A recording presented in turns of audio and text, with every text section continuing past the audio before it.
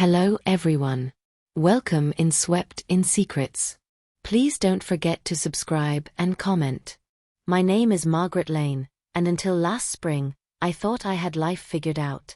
I was 28, working in digital marketing, living alone in a small but cozy apartment just outside of Seattle. My days were predictable: emails, meetings, meal prepping, and quiet nights with a glass of wine. I had built a life that was calm, orderly, and mine. But I never expected my younger brother, Samuel, to change that with one surprising request. Samuel and I were always close. He's 4 years younger, full of charm and mischief, the kind of guy who walks into a room and immediately owns it. When we were kids, he followed me everywhere, begging me to play video games or sneak snacks from the pantry. After our parents divorced, I stepped in and became more than just his sister. I helped raise him while Mom worked 2 jobs. I taught him how to make scrambled eggs and ride a bike. I wiped his tears when he failed a test and cheered him on at school plays. Even as we got older and moved into different lives, the bond between us stayed strong. Samuel had always been the free spirit. He drifted between creative jobs, music, DJ gigs, even bartending, never settling, but always chasing something.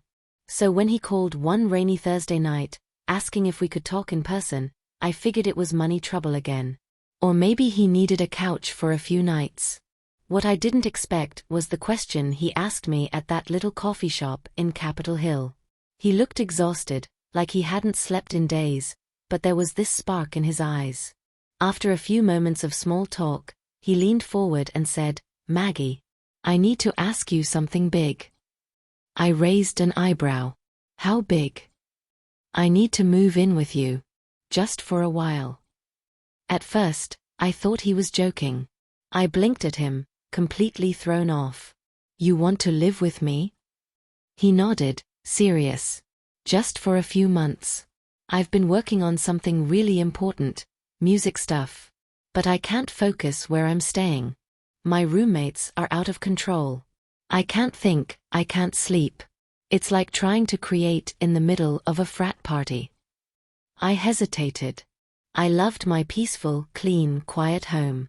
The idea of letting Samuel crash there, even for a short time, felt like tossing a tornado into my living room.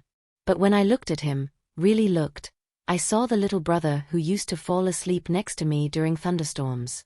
The same one who used to ask me to braid his hair just because he liked the feeling of being cared for. 3 months, I said slowly. You cook. You take out the trash. And no blasting music after 10. His face lit up like a kid on Christmas morning. Deal. You won't regret this. The first week was a mess.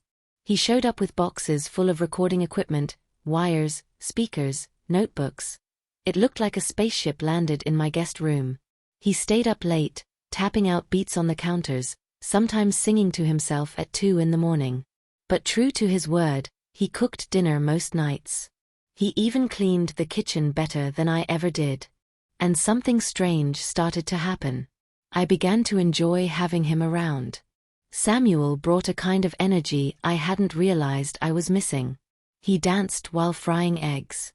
He convinced me to watch old 90s movies and made me laugh so hard I cried. We went on morning jogs I used to hate, but somehow with him, I didn't mind anymore.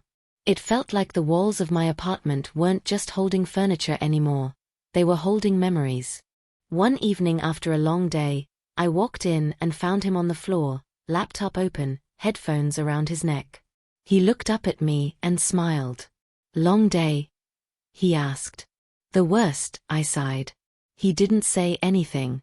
He just walked into the kitchen. 10 minutes later, he handed me a bowl of tomato soup and a perfectly grilled cheese, our favorite comfort food growing up. "You remembered," I whispered, my eyes misting over. He just shrugged and said, "Always do." That was the moment I saw him differently. Not just as the reckless dreamer, but as a man. A man who was trying, who needed space and support, and who hadn't lost that warm, beating heart he always had. A few weeks later, he invited me to a small music showcase downtown. I went, expecting noise and chaos, But what I saw was magic. He had produced 2 tracks for a new singer, and the sound, the atmosphere, the emotion in the room, it was electric. I stood in the back, watching him, realizing just how much he had grown. How far he'd come. After the show, I hugged him tight. "You crushed it," I said into his ear. He pulled back, his eyes glossy. "You really think so?" "I know so." Then came the email. A small indie label wanted to meet with him. He was stunned and terrified. He spent days preparing, editing demos, organizing files, practicing his pitch in front of the mirror. The night before the meeting, we sat on the couch, sipping tea. "What if they don't like me?" he asked. "They will," I told him. "And if they don't?" "Then they're idiots. You'll still have me." He didn't say anything, just leaned his head on my shoulder, and we stayed like that, still and quiet. The meeting was a success.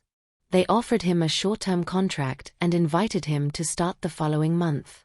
When he came home that night, I'd never seen him smile so wide. But with success came change. "I found a place," he told me one afternoon while packing up some of his equipment. "Closer to the studio. It's nothing fancy, but it's mine." I nodded. "I'm proud of you, Samuel." He looked at me, eyes soft. "I never thought you'd say yes when I asked. I thought you'd shut me down." "I almost did." "Why didn't you?" I paused, looking at my little brother. "Not so little anymore.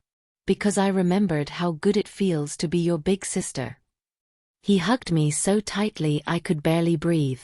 "You gave me the space to grow. I'll never forget that." When he moved out a few days later, the apartment was quiet again. No music, no random laughter, no burnt toast or impromptu dance breaks. And for a moment, I missed the chaos. But then I smiled. Because I realized I had said yes to something more than just a favor. I had said yes to letting someone back into my heart. To rediscovering family. And to seeing the kind of man my little brother had become. Samuel surprised me with a personal request I never saw coming. But saying yes, it changed both our lives forever.